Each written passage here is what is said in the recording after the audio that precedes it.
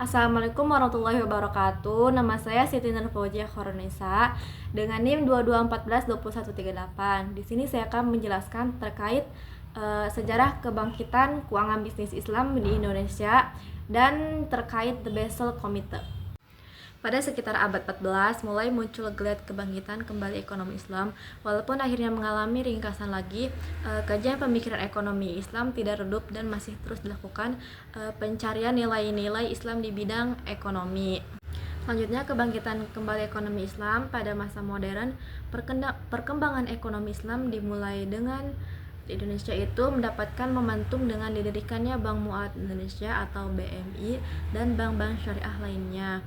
Terus perjuangan politik dan legislasi syariat Islam juga berperan penting dalam akomodasi syariat Islam baik di tingkat nasional maupun regional. Dalam praktiknya, tanda-tanda kebangkitan ekonomi Islam masih berada di bawah dominasi sistem ekonomi kapitalisme dan sosialis, namun geliat ekonomi Islam mulai bermunculan. Misalnya sistem transaksi atau bisnis berbasis syariah yang berbasis pada sistem ekonomi Islam.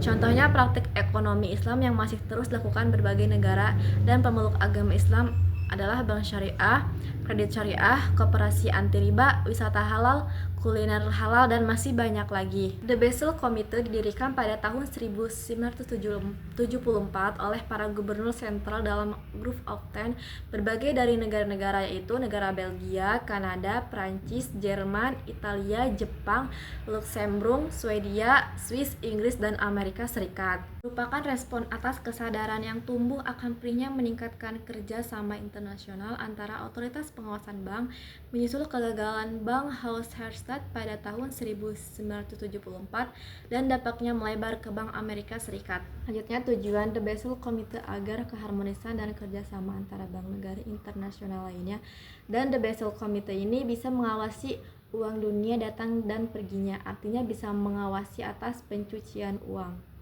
Resikonya The Basel Committee ini yang pertama, sulit pengawasan karena struktur organisasinya rumit dan luas jangkauan operasinya. Dan yang kedua itu perbedaan pengaturan dan pengawasan bank antar negara, digunakan bank sebagai peluang untuk memilih yurisdiksi.